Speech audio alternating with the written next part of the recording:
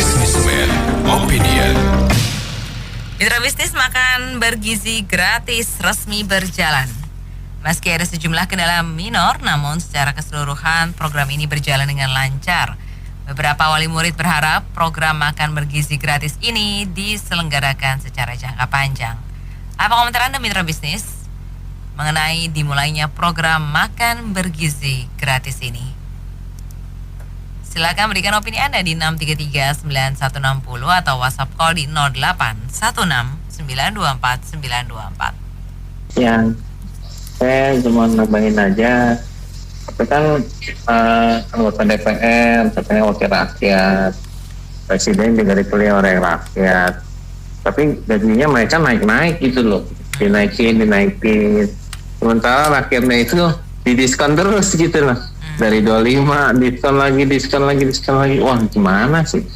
Jadi sebenarnya digaji rakyat, tapi kok rakyatnya nggak dibela? Harusnya mereka ini dong, sumbang dong.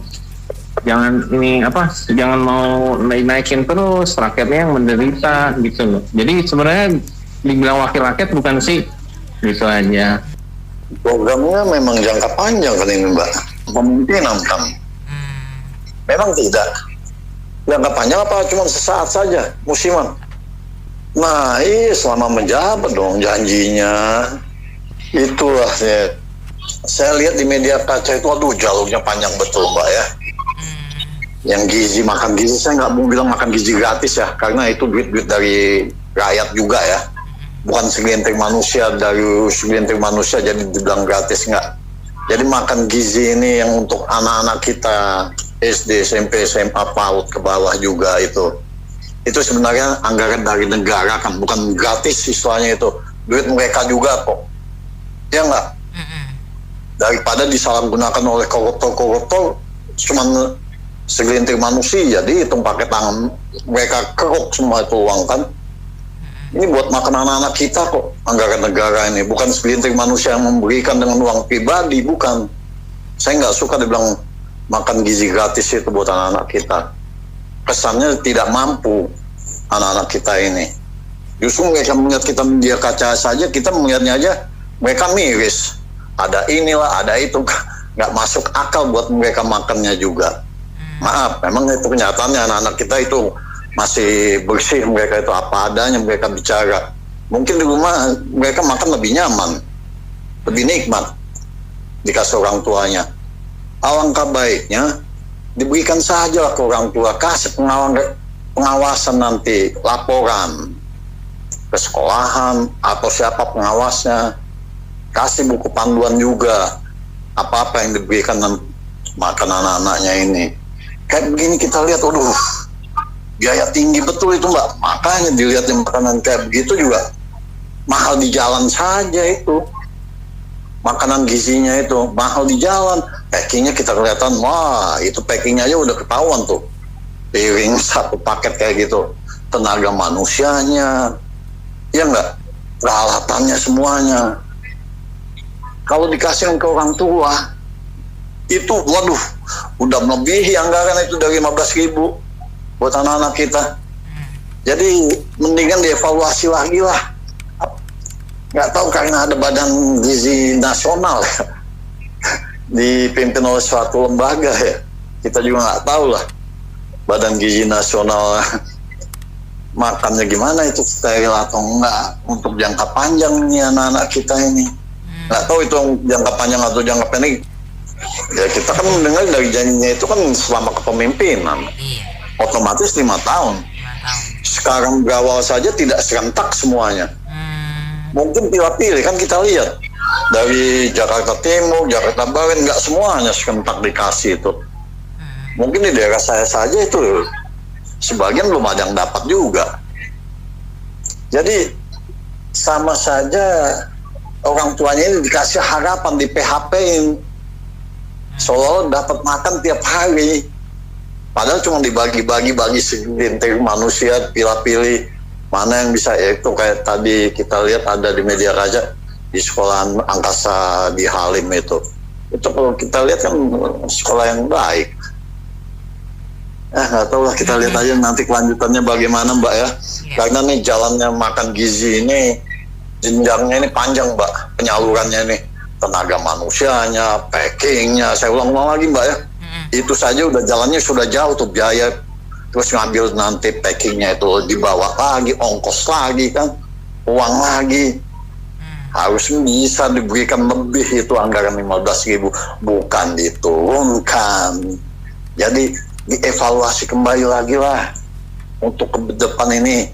Jadi kita bisa menghilangkan stunting untuk anak-anak kita ini, ya enggak? Iya. Jadi untuk meningkatkan stunting, bukan stunting lagi, mabok kita Mbak jadinya. Ini kalau saya kebetulan kan saya belum dapat tuh, udah 3 hari dari kelas 1 ya, tapi kalau saya dengar berita-berita di internet, terus saya lihat di TV, kayaknya harapannya enggak dengan hasil yang dikasih kemarin ya, dengan nilai toleransi yang sudah disajikan selama 2 hari kemarin ya.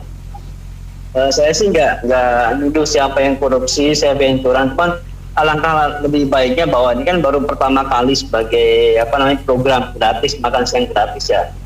Mungkin ini bisa dievaluasi hasil kerjanya seperti apa. Nah mungkin mulai minggu depan atau mungkin mulai 2 minggu yang akan datang, bisalah disubkonkan kepada warung-warung UMKM yang sudah terbiasa menangani menangani makanan gitu loh Mbak. Maksudnya kayak makanan cepat saji, seperti kayak di McD, mereka kan sudah terbiasa menangani ribuan paket-paket ya. Jadi tinggal mungkin selama ini yang ada di kayak KFC atau McD menunya ayam atau nasi atau kentang. Nah, seperti minumannya diganti susu, kemudian kentangnya diganti buah. Jadi dengan harga yang sama, mungkin si penerima kayak siswa itu bisa mendapatkan makanan yang lebih layak dibanding yang kemarin sudah sudah diberitakan gitu loh Mbak. Kemasan juga itu, kemasannya kan cukup lumayan makan duit juga itu. Lebih baik bisa diganti dengan kertas kayak di restoran-restoran siap saji gitu. Jadi sekali pakai buang, yang jadinya menimbulkan anggaran lagi seperti itu. Jadi kalau hal ini bisa dievaluasi, terus bisa mendapatkan subkom yang subkom yang layak, saya rasa sih anak-anak juga suka. Apalagi anak SD yang ini kebanyakan mereka sukanya yang kayak gurih-gurih gitu Mbak. Jadi ya kayak ayam goreng kecil-kecil gitu kan. Terus kiranya sayuran mereka nggak suka, mungkin bisa diganti bentuk lain, misalnya kayak agar-agar itu kan, walaupun bentuk agar tapi kan banyak serat Mbak, itu bisa sebagai alternatif pengganti sayuran seperti itu. Jadi mungkin Pak Prabowo bisa dengar dengan hasil yang ada di lapangan 2 hari terakhir itu, kayaknya kok nggak memuaskan terutama bagi orang tua ya. Walaupun mereka keluarkan uang sama sekali, tapi kan mereka beranggapan bahwa uang 15.000 itu harusnya bisa dapatkan lebih dari yang sudah diterima kemarin gitu loh Mbak. Bahkan bergizi. Kalau tanya saya ya, anggarannya 400 triliun jujur pesimis. Pesimis bisa berkelanjutan jangka panjang maksudnya Mas. Tapi kalau untuk anak bangsa sebenarnya apa yang enggak, ya enggak. Tetapi enggak visible kalau kita kalau company ini kita lihatnya, ini project yang enggak visible. Nggak masuk akal. 400 triliun. Dulu Ahok saya ingat sebelum ini jalan, dia pernah ada di salah satu podcast ditanya, datang dengan ide, udah kasih aja ke orang tuanya biar kakek neneknya semua ikut makan, dikasih duitnya. Tapi saya yakin ide ini susah jalan. Kenapa? Karena kalau ditransfer langsung nggak ada celah buat pejabat untuk korupsi. Nah, negara kita kan kalau bisa kan dicariin celah tuh supaya korupsi. Nah, kita tahu bagaimana permainannya. Kalau dengan kasih makan begini, ada catering, semua mereka kutip tuh bisa ada celah. Tapi kalau yang tadi Ahok pernah ngomong itu langsung ke orang tua, susah mereka mengutip komisi ke pengusaha cateringnya. Nah, pengusaha juga harus berpikir kalau mereka jalanin ini project rugi pasti. Nggak akan, kalaupun dijalanin mereka harus siap tekor.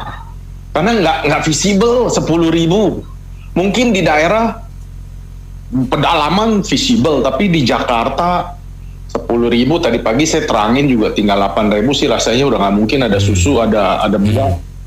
Jadi apakah akan panjang? Susah menurut saya, pesimis lah. Karena banyak faktor lah, tapi kalau bisa langsung direct itu jauh lebih bagus, tapi pejabatnya mungkin nggak mau karena nggak bisa. Karena semuanya kan di kita selalu ada celah untuk bagaimana caranya korupsi. Kalau saya setuju, tapi kalau untuk jangka panjang tujuannya kan kita memberikan makan gratis ini supaya dunia pendidikan anak-anak kita, adik-adik kita semuanya semakin cerdas. Jadi kita memberikan makanan bergizi ini jangan asal-asalan walaupun dananya terbatas. Kita cari harga yang termurah tapi bergizi, susu, sayur-sayuran, telur, ayam, tempe itu masih bisa terjangkau. Jadi jangan kita berikan mereka makanan yang asal sesuai target dari pemerintah, sekian harganya disesuaikan segitu, tapi tanpa bergizi percuma gitu, sehingga adik-adik kita ini tetap aja begitu-begitu aja. Sementara tujuan kita untuk memberikan pemikiran dengan kesehatan dan makanan bergizi, mereka semakin sehat dan dengan kesehatan mereka dapat berpikir dengan baik, sehingga generasi penerus kita semakin hari semakin baik dan semakin maju Indonesia dengan pendidikan. Jadi kita lebih utamakan memang kesehatan, jangan asal aja. Kenapa sih banyak ada orang pintar, ada orang bodoh? Itu memang satu, menurut saya memang dari faktor genetika ya. Sebenarnya seorang ibu itu lebih banyak yang gen dari seorang anak, tapi ada juga di pelosok-pelosok anak pintar. Kok bisa cerdas sementara orang tuanya bodoh karena gizi. Anak itu lahap pintar, cerdas dan rajin membaca. Karena percuma, ada juga banyak orang pintar tapi dia nggak mau belajar, nggak ada kerajinan, itu percuma, sia-sia. Kalau menurut saya, karena saya sudah ke pelosok-pelosok Indonesia, banyak kok di pelosok ayah ibunya bodoh, tapi anak itu pintar karena dari gizi. Jadi saya sangat setuju sama Pak Prabowo memikirkan masa depan generasi kita dengan gizi yang seimbang. Jadi kita harus paksakan makan sayur, daging, terutama ikan ya, karena daging itu saya rasa kurang bagus. Ikan sebenarnya sangat murah, ikan kembung dan lain-lain itu sangat bergizi loh, dibandingkan kita makan daging yang begitu mahal, sapi dan kambing dan lain-lain itu tidak sehat. Jadi sebenarnya memang dari generasi gen ibu membuat anak-anak kita pintar, karena dengan memberikan gizi kepada mereka, kita banyak harapan untuk masa depan anak-anak kita ini, sehingga Indonesia semakin maju dan dipimpin oleh anak-anak yang pintar dan cerdas dan jujur, karena kejujuran nomor satu untuk memimpin negeri ini. Iya, saya jadi penasaran. Kok masakan saya nggak laku? Jadi orang tuanya bodoh belum tentu anaknya juga bodoh. Ini saya cuplik dari Prof. Stella Christy, di mana IQ itu IQ dari bawaan dan IQ dari di-create artinya, jadi gini, saya tuh juga baru ngerti gitu ya. Saya pernah punya orang ya, IQ-nya itu cuma 80. Tapi anak ini baik banget dan tekun banget, mau belajar dan sebagainya, penurut banget, pokoknya baik lah ya, saya suka banget gitu. Nah, terus dia nggak perlu diajarin, dia akan belajar sendiri, dia nggak perlu diminta, dia akan mempelajari dan memperhatikan sendiri gitu ya. Jadi dia bisa mengalahkan semua teman-temannya.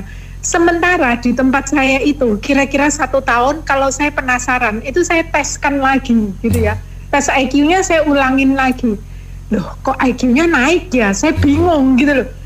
Waktu dulu saya pikir sih mungkin psikolognya yang salah kali ya. Tapi karena Prof. Stella Christy ini mengatakan bahwa IQ itu bisa di-create, jadi jangan mengatakan bahwa anak IQ 80, kamu udah bodoh, percuma nggak usah diajarin, pasti bodoh, salah, gitu loh ya.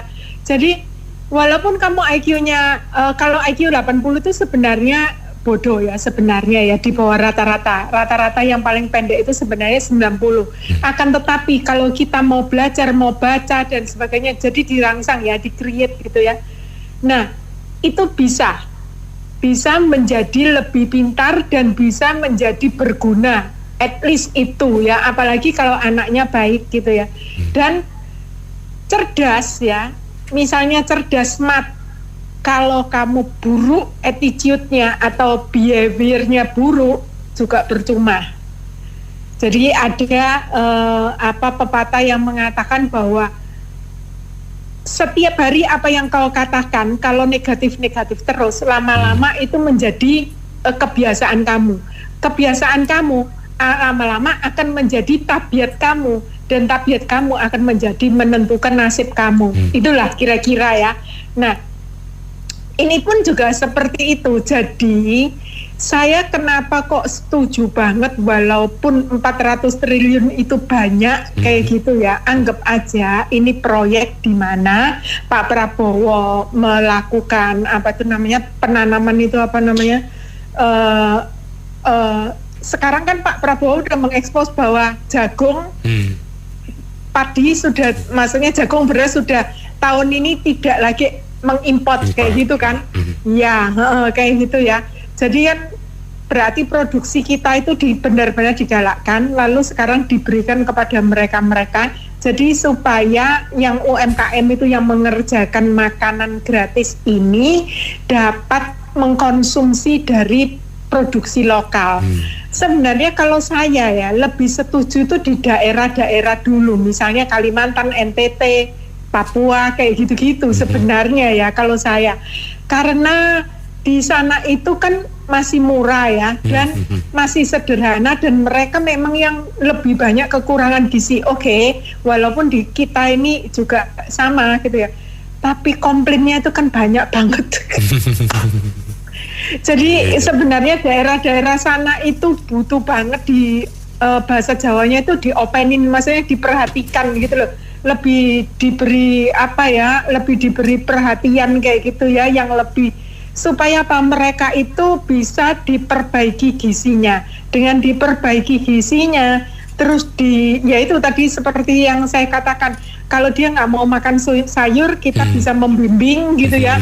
Nanti akhirnya dia bisa makan sayur, kan otomatis bisa sehat. Terus dia nggak suka baca, kita bisa membimbing kayak gitu-gitu kan. Lah lama-lama kan otomatis cara ngajarnya lebih mudah daripada kita ngajar di sekolah langsung kayak gitulah kira-kira. Nah kalau nggak suka sayur, nggak apa-apa, masak aja jadi sup yang ada dagingnya, yang ada ayamnya kayak gitu ya kan, atau lodeh gitu ya, tapi dicampurin kayak gitu kan. Lodeh kan nggak harus tewel kan, lodeh juga bisa sayuran kan, kacang apa kayak gitu-gitu. Lah itu kan sayur kayak gitu. Jadi kita yang pandai-pandai lah kayak gitu ya. Anak itu pasti mau, apalagi kalau makannya berbarengan dalam kondisi lapar, kan otomatis enak aja kan. Nah, semoga, jadi saya sih benar-benar mendukung ya, kasihan ya. Dan ini ada uang yang sebagian di daerah itu masih menggunakan uangnya Pak Prabowo loh. Aduh, kasihan banget ya negara ini. Ya semoga berhasil. Aduh, koruptor itu loh, Bung Anto, ayo dong pegangin semua, buatin satu pulau buang sana. Makasih. Tak dongano masakan gratis sampai salawase. Amin. Kita setuju juga, Pak. Jadi begini Pak, kalau persoalan makan gratis ini kita ngeliat ke hulunya ya, karena swasembada pangan kita, negara kita, Pak Prabowo wacananya lebih mengamankan posisi swasembada pangan itu sebagai ketahanan fiskal kita, itu yang pertama ya Pak. Kalau saya mengimbaunya, Pak Prabowo harusnya mengatur sedemikian rupa bagaimana distribusi dari provinsi ke kabupatennya, bagaimana juga pemekaran lahan pertanian itu bisa dioptimalkan. Dari situ nanti ketemu berapa gudang, luasnya, berapa banyak gudang ini banyak sekali Pak, banyak gudang garam, gudang gula, gudang terigu, gudang macam-macam itu Pak. Nanti dari situ juga BRIN-nya kan juga kan bekerja itu Pak. Bagaimana bisa menyimpan cabai dalam kapasitas 10 tahun, 20 tahun, 50 tahun bahkan kalau seumpamanya badan riset itu bisa mencari teknik bagaimana yang tepat untuk menyimpan cabai itu. Ya, betul Pak. Iya betul Pak. Karena kita kan berpikir ada dua opsi nih Pak. Konsumsi masyarakat maupun industri. Betul. Nah ini pemerintah kan kebijakan eksekutifnya harusnya ditampilkan. Bagaimana pemerintah kebijaksanaannya menetapkan industri per provinsi yang memang kawasan industri, yang memang kawasan pariwisata, selain sebagainya, logistik kan harus diatur sedemikian rupa. Jadi jangan sampai membebani masyarakat. Ujung-ujungnya ya kita, anak-anak kita kurang makan telur, kurang makan daging, kurang makan ayam, kurang makan roti, dan kurang segala-galanya. Artinya ekonominya juga untuk 2045 juga kita target spendingnya bisa mencapai ya pertumbuhan PDB yang gak muluk-muluk sekitar 7.000 miliar US dollar cukup menurut saya. Gitu aja Pak. Saya sepakat dengan beberapa opini mereka ya, yaitu bahwa sebaiknya makan bergizi gratis ini nggak usah dilakukan dengan cara seperti yang sekarang itu, yang kemarin itu kan. Tetapi sebaiknya itu didata aja warga yang miskin supaya tepat sasaran.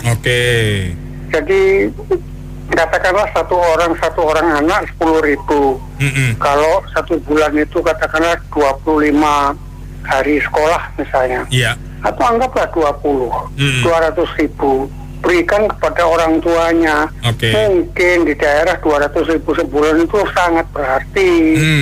Beda dengan Mas Benny di Jakarta 200.000 cuma buat beli pulsa. Bener Pak. Jadi dari pertimbangan praktis dan efisien juga efektif. Efektif itu lebih tepat sasaran. Kebocoran-bocoran bisa ditekan. Betul. Nah sebetulnya logika seperti ini kan adanya di kita masyarakat yang berpikir, yang ngerti gitu kan. Betul, yang tahu lapangan. Karena pernah bergaul dengan orang-orang masyarakat lah, kelompok sosial di kelas bawah. Di kelompok proletar. Bergaulnya sama kalangan mereka sendiri. Mana pernah dia ngerasain apa arti itu 200.000 buat mereka itu. Buat mereka buat bayar parkir aja sebulan mungkin lebih 200.000 bayar parkir doang gitu. Jadi makanya sulit Mas Benny kalau pemerintahmu ini terus menerus dipimpin kelompok-kelompok parasit begini. Kalau kelompok oligarki ya memang mereka pengusaha-pengusaha yang kaya raya gitu kan. Tapi kalau parasit ini orang yang tadinya di Surabaya itu saya pernah dengar dulu itu tukang las jadi anggota DPR. Bagaimana? Jadi kelompok bawah terus berhasil mendapatkan tahta. Akhirnya begitu. Setelah tahta ya harta yang dikumpulin. Habis itu wanita Pak ya. Iya. Melengkapi sifat laki-laki, setelah tahta, harta dan wanita, berikutnya adalah turangga atau kendaraan. Kendaraannya betul. Supaya lebih lengkap lagi, 4 sehat 5 sempurna. Berikutnya adalah senjata. Aduh, udah kayak perang Mahabharata Pak. Iya, ini waduh. Coba perhatikan dari tahun 99 pemilu itu ya. Dari zaman reformasi. Pak Habibie diberi tugas oleh kalangan reformis. Anda tugasnya cuma satu. Bentuklah pemilu gitu kan. Dan setelah pemilu diadakan, yang menang kan PDIP. Tapi kenapa presidennya kok bukan Megawati? Jadi PDIP ini dari dulu sudah benci sama kelompok mereka. Siapa mereka yang saya maksud ini? Golkar CS. Jadi waktu itu pemilu 99 itu harusnya pemilu itu kan sah kalau dia ditandatangani oleh ketua KPU. Jenderal Rudi ini nggak mau tanda tangan ketua KPU-nya. Iya. Majulah Pak Habibie, ditanda tangan jadi sah. Tapi yang jadi presiden kok Gus Dur. Jadi mulai 99 sampai sekarang, buset 25 tahun Mas Beni. Kapan ini rakyat ini punya pemimpin yang betul-betul berpihak kepada rakyat? Oke, siap Pak. Parasit semua. Oke. Lanjutkanlah. Ya mungkin tergantung ke siapa di masing-masing daerah. Karena kan dananya kan, kalau sebenarnya sih dananya sih mungkin udah turun ya, cuman nggak tahu kenapa implementasinya ada yang nggak bersama, atau mungkin sebagian sekolah duluan nih, nanti pas bulan berikutnya belakangan, saya juga nggak tahu. Cuman yang pasti ya, itu kan kalau saya baca di Twitter, di internet, di apa segala macam berita di TV, itu kok menunya kayaknya nggak sesuai budget, ya kenapa ya? Ada yang bisa ngasih penjelasan nggak itu? Apa 10.000 atau tadinya kan 15.000 ya, jadi 10.000. Bayangin 10.000 itu misalnya patungan lah 20 orang anak kan jadi 200.000. Suruh aja salah satu emak mereka suruh masak, pasti jadinya lebih bagus. Jangan harus pokoknya saya bohong. Kadang-kadang kan istri saya kalau masak di rumah itu ya, dengan uang 200.000 itu kita udah dapat banyak loh, Jong. Kita udah dapat nasi, sayur, buah, lauk, kadang-kadang ayam, kadang-kadang ikan. Dan itu bisa dipakai bukan cuma sekali, Jong, bisa 2 hari atau mungkin bisa 5 hari kalau kita lagi puasa ya. Ya, jadi mungkin selain komite dari sekolah, ini ada komite khusus juga yang perlu mengawasi penggunaan tersebut, karena bukannya kita curiga, tapi pasti sih kalau namanya penyelewengan itu pasti ada, cuma jumlahnya berapa kita kan nggak tahu. Tapi lebih baik dibentuk sedini mungkin supaya jangan ada kecurangan di hari berikutnya seperti itu. Dan para yang belum dapat makan gratis juga mungkin perlu dicek lah, entah itu ke kanun atau ke rain atau ke ranting masing-masing, benar nggak ini dananya udah turun atau belum, gitu, supaya nggak ada PHP lah. Itu kalau misalnya di Jakarta udah, kok di Bekasi belum, atau di Depok belum, atau di Bandung sudah, di Sukabumi belum, gitu loh. Jadi kenapa nih bisa kita gitu? Apakah kesiapan di lapangannya belum ada, atau transfernya belum turun semua? Tapi kok aneh kalau belum turun semua, sedangkan dari presiden kan udah mengatakan bahwa itu sudah siap gitu loh, Jam. Ya, saya sih mau komplain begini. Komplainnya itu kan satu orang ada yang dapat 5 dapur, ada yang dapat 7 dapur gitu. Tergantung kita lobbynya ke orang dalam lah gitu. Saya sarankan sama Bu Sri Mulyani itu, yang dikejar-kejar pajak jangan kita doang. Ini kan punya potensi. Jadi kalau yang ada ini makan gratis itu berbentuk badan. Jadi nanti dapat tiap tahun 22% dari yang mengadakan makan gratis gitu. Jadi kita beramal, tapi kita juga ada kenaikan wajib pajak gitu. Jadi wajib pajak itu biar banyak, biar kita nih yang kita ini kan sesak napas gitu kalau udah dihadapi nama petugas pajak, nggak ada benernya. Makasih. Ya, saya mau merespon soal program makan gratis ini. Saya 100% setuju dengan program ini sebenarnya. Bukan cuma karena memang secara pribadi saya memang berasal dari kampung ya. Jadi 70 tahun Indonesia mereka itu masih banyak daerah-daerah yang untuk makan aja susah gitu kan.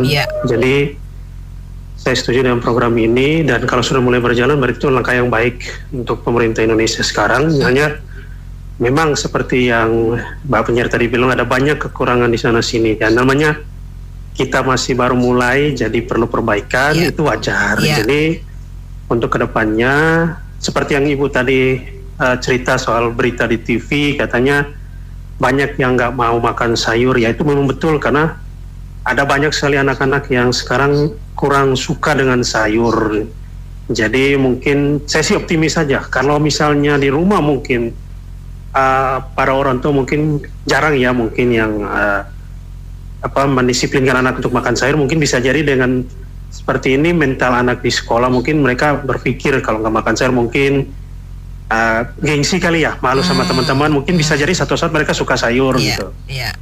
Nah, terus mengenai budgetnya itu saya rasa sudah cukup ya. Hanya memang saya setuju dengan ada tambahan, mungkin ada semacam makanan-makanan bergizi yang lain, itu bisa ditambahkan untuk kali-kali akan berikut. Dan mungkin yang terakhir, program ini secepatnya harusnya sudah masuk ke pelosok-pelosok gitu. Jadi bisa menjangkau semua sekolah-sekolah yang ada di pelosok-pelosok yang mungkin untuk makannya memang agak susah gitu. Jadi bisa lebih terarah ke sana. Sedikit demi sedikit mungkin saya yakin bisa lah menjangkau untuk semua anak-anak Indonesia. Jadi anak Indonesia bukan hanya orang miskin aja yang kurang gizi, orang yang kaya juga kebanyakan kurang gizi, kebanyakan gizinya main HP mulu. Jadi main HP aja sampai lupa makan kan gitu. Jadi ya nutrisinya jadi agak kurang. Jadi makan gratis, makan bergizi itu bukan hanya sebenarnya untuk orang anak-anak miskin, tapi orang-orang kaya juga memang kadang-kadang yang alami tahu tempe itu kan banyak gizinya. Terus kayak ikan itu kan bagus untuk perkembangan otak dan perkembangan pribadi anak-anak. Begitu. Iya. Terkait makan gizi gratis ya. Yang kemarin saya lihat di TV itu di CNN ya agak sedikit dalam arti kata miris dalam ini pembagiannya kalau saya ini hanya untuk sekolah negeri ya, kalau tidak salah ya ini ya. Sekolah swasta kan kayaknya nggak dapat jatah tuh untuk makan gratis ya. Oke. Cuman saya mau bilang dengan budget 10.000 itu sebenarnya makanan yang diberikan itu cukup baik dan kata gizinya diperhatikan, ada daging, ada ayam atau apa gitu kan, terus ada sayur-sayuran. Cuman memang kendalanya kalau mau ditingkatkan agak sedikit dalam arti kata budgetnya mungkin susah gitu loh, karena gitu loh, kita makan di warteg aja 10.000 mungkin bahasanya kalau ada sistem jual beli ya, itu 5.000 aja kita udah boleh makan nasi kan gitu kan, tambah sayuran dua macam udah kurang lebih sama ST udah 10.000 gitu loh. Tapi ini kan udah dapat jeruk, udah dapat ayam apa segala macam, saya rasa sih itu udah cukup baik ya.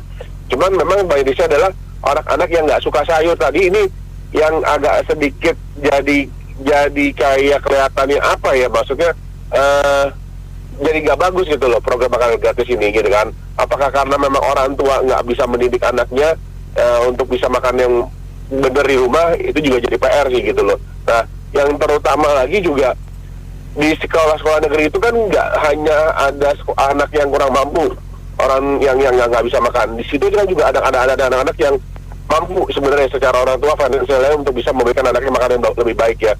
Mungkin sekolah-sekolah negeri itu kan nggak semuanya dalam berada pelik. Contohnya deh begitu ya, Bulungan itu yang datang kan walau bisa dibilang anak-anaknya ya mobil semua gitu loh, anak-anak kelas-kelas yang orang kaya semua gitu loh ya kan. Terus kayak di SMA 21 negeri yang di Sekolah Mas gitu, itu juga kalau saya bilang yang datang tuh mobil semua gitu kan. Nah, apakah yang kelas-kelas seperti itu juga akan diberikan gitu kan, itu juga pertanyaan gitu loh.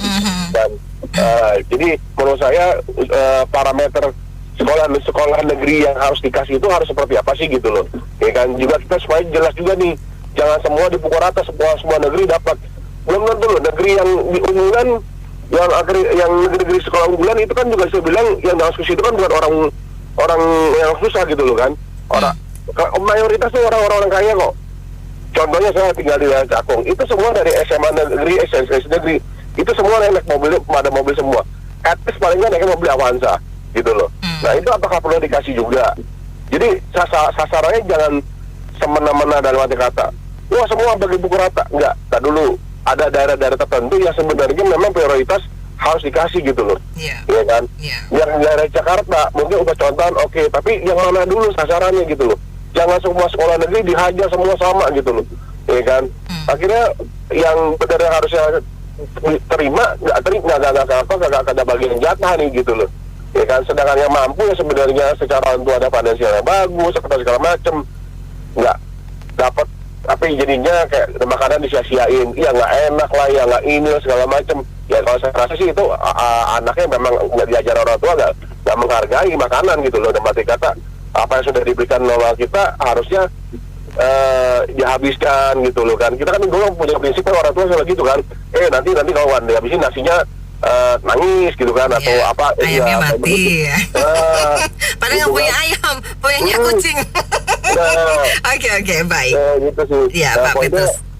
Poinnya tolonglah, maksudnya lebih teliti lagi dari sisi pemerintah, area-area mana-mana aja yang harus dimasukin gitu loh. Jangan semua sekolah-sekolah yang unggul-unggulan tar dulu deh gitu loh. Iya, oke. Kan?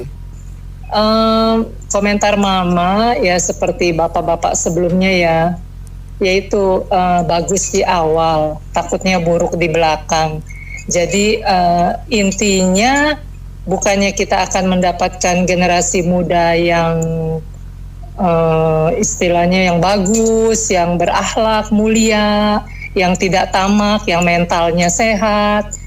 Kalau misalnya ujung-ujungnya nanti akan buruk, bagaimana? Bukankah kita akan mempunyai generasi yang kebalikannya? Makanya waktu itu ada satu tuh komentar dari bapak siapa tuh ya, dia bilang katanya generasi ini kayaknya harus dihapus deh, satu generasi. Itu Mama pikir-pikir setuju juga tuh. Kayaknya kembali lagi jadi ke mental kita itu yang tamak, yang mau menang sendiri ya. Jadi ya kembali lagi para pemuka-pemuka atau ahli-ahli dalam bidang seperti ini, tolonglah ya generasi kita tuh diperbaiki dalam hal mentalnya. Saya mau berpendapat ya, pada awalnya sih sampai saat ini saya juga masih kurang serak dengan program ini. Maksudnya bukan tidak suka kasih makan gratisnya, cuma mau lihat kontinuitasnya gitu, artinya apakah bisa sustain, apakah bisa berjalan dengan baik gitu ya, maksudnya konten itu. Tapi harapan kita karena sudah berjalan, sudah ketok palu gitu kan, ya semoga bisa bagus gitu kan. Nah, cuman satu poin catatan yang mau saya sampaikan adalah saya harapannya sih ada tim kayak auditnya lah, atau tim yang nge-assess secara independen, artinya di luar pemerintahan. Artinya nggak apa-apa kita invest sedikit ke sana buat kita cek apakah benar-benar pelaksanaannya udah baik, apakah kualitasnya udah baik. Karena takutnya kan disampaikan sebagian besar puas, kemudian baik gitu kan, hanya ada masalah minor. Takutnya ini samplingnya kurang mewakili populasi gitu kan. Kan kita dari Sabang sampai Merauke banyak, takutnya sampling hanya di beberapa kota atau kecamatan bahkan itu. Nah, semoga sih harapannya di samplingnya lebih lebih komprehensif gitu. Jadi karena saya baca di sosmed, ada tuh tadi baca di Twitter di X gitu ya, ada di Aceh Pak dapat nasi tahu sama pisang sama atau apa gitu. Terus di beberapa kota juga ada yang dapat ayam, ada yang cuma dapat tempe sama tadi telur dadar gitu ya. Ada yang dapat susu, ada yang nggak dapat susu gitu. Bahkan bercandanya susu udah habis dibagi-bagi sama wapres dan sebagainya gitu.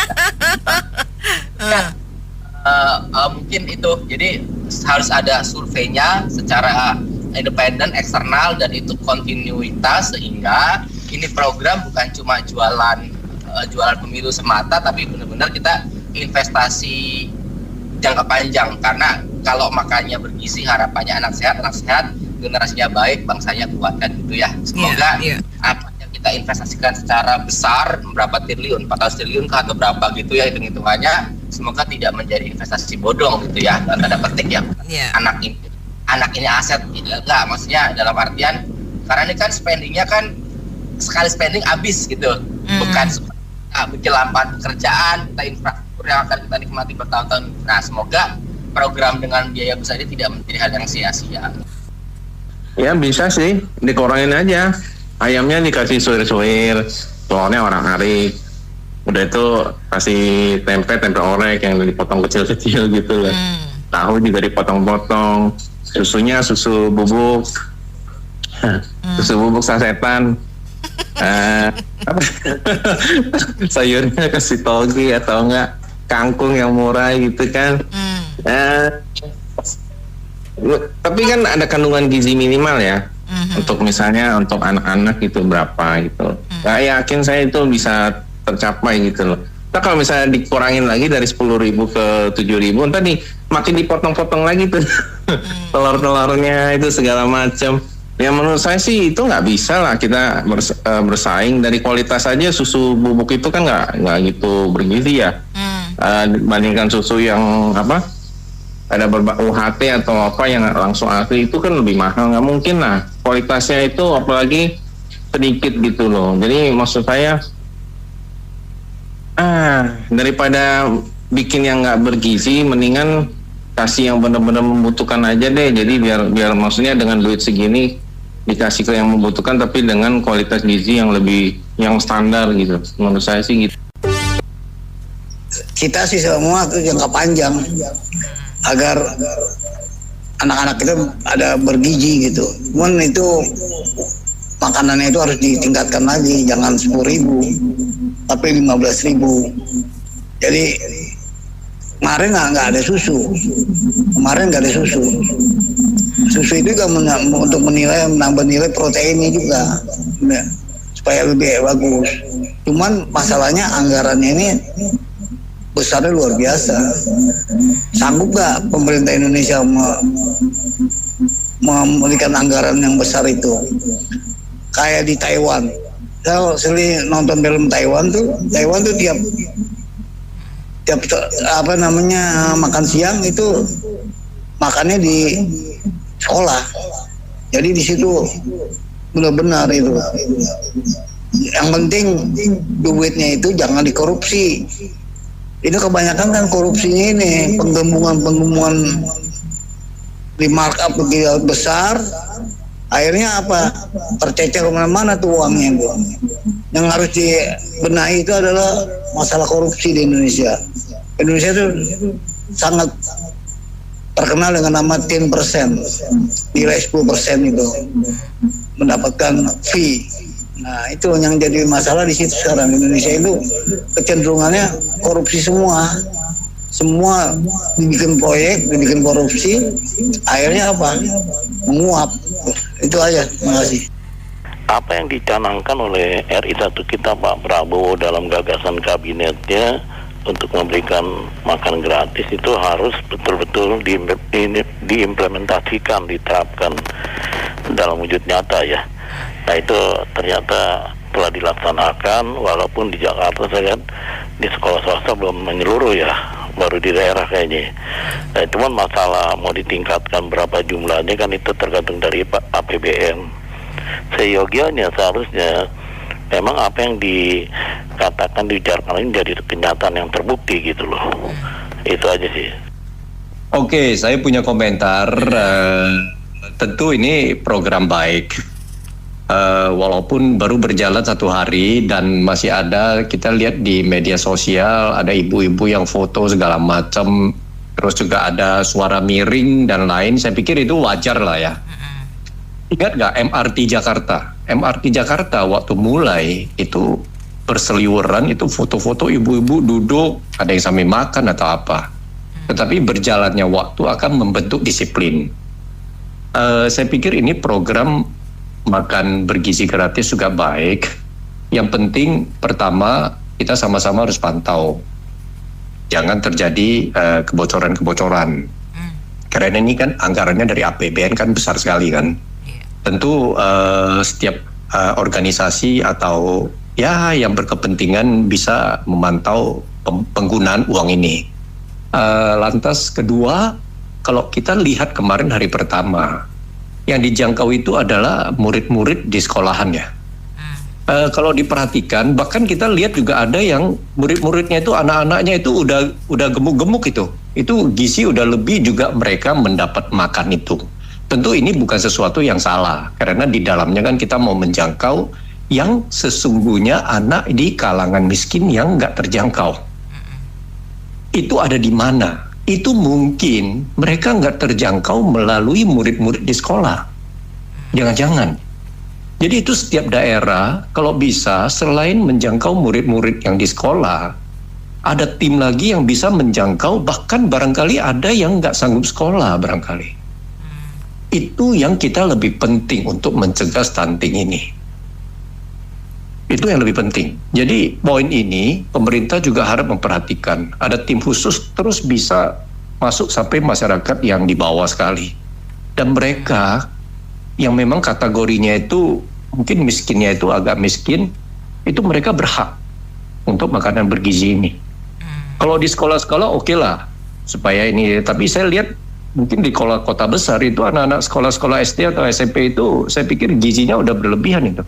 Ada beberapa saya lihat ya makan itu udah gemuk semua. Jadi ini penting sekali. Coba tim khusus mungkin Pak Prabowo melalui kementerian apa itu bisa masuk terus ke bawah. Karena tujuan paling utama kan ini kan mencegah anak stunting yang golongan bawah. Jadi ini tolong diperhatikan dan kita sama-sama juga memantau. Saya kira ini baik. Tentu ini baru hari pertama, tidak ada kesimpulan apapun bisa. Bahkan mungkin setelah berbulan-bulan pun kita masih perlu perbaikan. Nah inilah tugas kita sama-sama. Jadi saya kira gitu sih Anita ya. Oke, iya. Ya, ini kira-kira pandangan saya. Selebihnya kapan kita sama-sama menikmati sarapan bergizi gratis dari Pak Seven. Oke, terima kasih juga Pak Heri atas komentarnya. Baik mitra bisnis, demikian sesi Businessman Open untuk kali ini. Terima kasih banyak. Saya Anita Wijaya.